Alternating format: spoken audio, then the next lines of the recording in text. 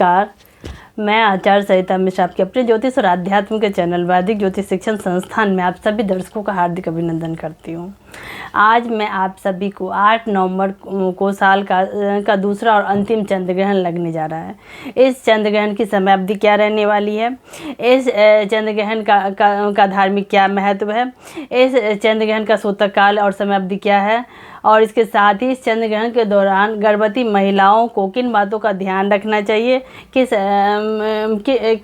प्रकार से सावधानी बरतनी चाहिए, इन सभी के बारे में मैं आज आपको विस्तार से जानकारी दूंगी। तो कार्यक्रम आप सभी के लिए बहुत ही खास है, तो मेरी इस जानकारी में अंत तक बने रहिएगा। और जानकारी यदि अच्छी लग रही हो तो इसे लाइक करें, चैनल पे यदि पहली बार आए चैनल को सब्सक्राइब कर ले, बेल आइकन को प्रेस कर ले और इस जानकारी को दूसरों तक भी पहुंचाए ताकि अन्य भी इस जानकारी से लाभान्वित हो सके।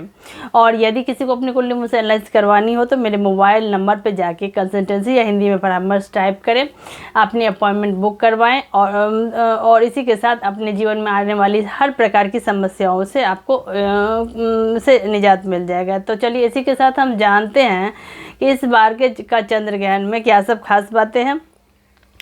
सनातन धर्म में ग्रहण को एक अशुभ घटना माना जाता है जो सभी लोगों के जीवन के साथ साथ वातावरण को भी प्रभावित करता है।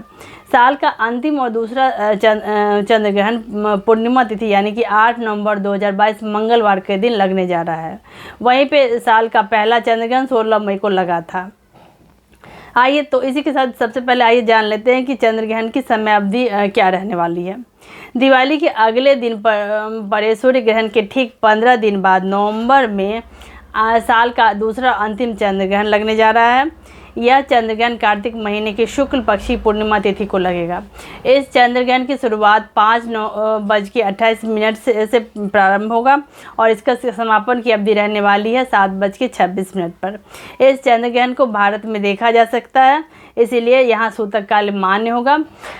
तो चलिए जान लेते हैं कि चंद्र ग्रहण से संबंधित सभी खास बातों को आइए विस्तार समझते हैं। चंद्र ग्रहण का क्या अर्थ है और इसका क्या महत्व है, आइए इसको समझते हैं। चंद्र ग्रहण की बात करें तो यह खगोल विज्ञान के अनुसार ग्रहण को खगोलीय घटना माना जाता है, फिर चाहे वो चंद्र ग्रहण हो या सूर्य ग्रहण हो। चंद्र ग्रहण तब लगता है जब पृथ्वी, सूर्य और चंद्रमा एक ही रेखा में आ जाते हैं और सूर्य तथा चंद्रमा के बीच में पृथ्वी आ जाती है। ऐसे में पृथ्वी की छाया चंद्रमा पर पड़ती है और सामान्य शब्दों में पृथ्वी, सूर्य और चंद्रमा के बीच में आकर चंद्रमा को आंशिक या पूर्ण रूप से ढक देती है और इसी घटना को चंद्र ग्रहण कहा जाता है। चंद्र ग्रहण का धार्मिक क्या महत्व है, आइए इसको समझते हैं। हिंदू धर्म में चंद्र ग्रहण को शुभ नहीं माना जाता है और यह घटना अधिकतर पूर्णिमा के दिन होती है और सूर्य और चंद्रमा दोनों ही ग्रहों के दौरान किसी भी तरह से शुभ और मांगलिक कार्य करना वर्जित माना जाता है। साथ ही भगवान की पूजा करने की मनाही रहती है। हालांकि चंद्र ग्रहण का असर मानवीय जीवन समेत चर अचर सभी पर पड़ता है, लेकिन इस दौरान गर्भवती महिलाओं को विशेष रूप से सावधानी बरतने की सलाह दी जाती है। तो आइए इसी के साथ जान लेते हैं कि चंद्र ग्रहण के दौरान गर्भवती महिलाओं को किन बातों का खास ध्यान रखना चाहिए। वैदिक ज्योतिष के अनुसार चंद्र ग्रहण का प्रभाव समूचे मानव जाति पर पड़ता है और इसीलिए इन नकारात्मक प्रभावों से बचने के लिए विशेष सावधानी का पालन करना पड़ता है। खास तौर से गर्भवती महिलाओं को अन्यथा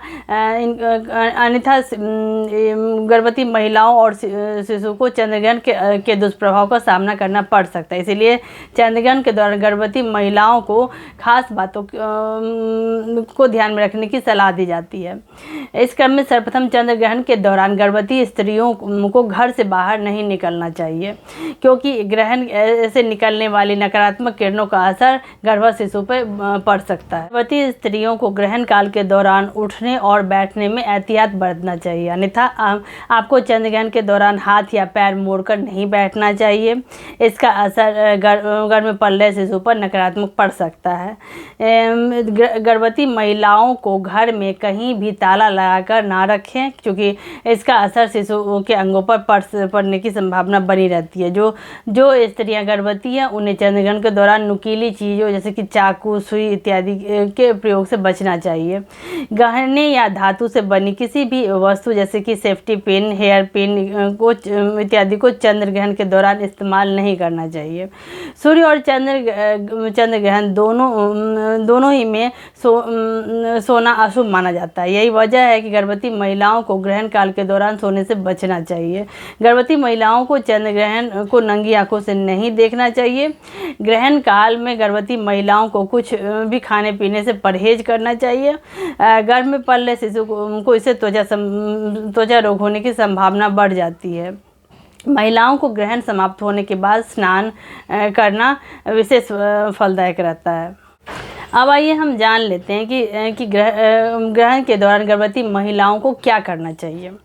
सनातन धर्म में दान का विशेष महत्व बताया गया है। ऐसे में चंद्र ग्रहण के बाद दान अवश्य करना चाहिए। इस दिन चंद्र ग्रहण के बाद गर्भवती महिलाएं सफ़ेद रंग की वस्तु जैसे कि दही, दूध, वस्त्र इत्यादि का दान करें। साथ ही दान करते समय घर के पितरों का स्मरण भी करें। गर्भवती महिलाओं को चंद्र ग्रहण की पूरी अवधि के दौरान अपनी जीभ पर तुलसी का पत्ता रखकर दुर्गा सप्तशती या हनुमान चालीसा का पाठ करना चाहिए। इससे चंद्र ग्रहण का अशुभ प्रभाव बच्चे के ऊपर नहीं पड़ेगा। चंद्र ग्रहण के दौरान गर्भवती महिलाओं को अपने साथ एक नारियल अवश्य रखना चाहिए। ऐसा करने से चंद्र ग्रहण से निकलने वाली नकारात्मक ऊर्जा को नारियल अपने अंदर समाहित कर लेती है। अब आइए हम जान लेते हैं कि चंद्र ग्रहण से जुड़ी पौराणिक कथा क्या है। आइए इसको जानते हैं। हिंदू धर्म के अनुसार सूर्य ग्रहण और चंद्र ग्रहण को राहु और केतु के साथ जोड़कर देखा जाता है और इससे संबंधित एक पौराणिक कथा भी प्रचलित है जो कि इस प्रकार है। धर्मशास्त्रों के अनुसार स्वरभानु नाम का एक दैत्य था जिसने समुद्र मंथन के दौरान क्षीर सागर से निकलने वाली अमृत के कुछ बूंदों का पान कर लिया था। स्वरभानु ने छल से देवताओं का रूप धारण किया और देवताओं की कतार में बैठ गया, लेकिन सूर्यदेव और चंद्रदेव उस राक्षस असुर को पहचान कर इस बात की जानकारी मोहिनी रूप भगवान विष्णु को दे देते हैं। इसके परिणाम स्वरूप भगवान विष्णु ने अपने सुदर्शन चक्र से स्वरभानु का सिर धड़ से अलग कर दिया था, लेकिन तब तक असुर अमृत का पान कर चुके थे, इसीलिए उनका सिर यानी कि राहु और धड़ यानी कि केतु सदैव के लिए अमर हो गए। उस समय राहु और केतु बदला लेने के उद्देश्य से सूर्य और चंद्र पर ग्रहण लगाते रहते हैं। तो इसी के साथ ईश्वर का आशीर्वाद हम सभी के ऊपर सदा सर्वदा बना रहे। आप सभी मेरे कार्यक्रम को ज़्यादा देखें, पसंद करें। धन्यवाद।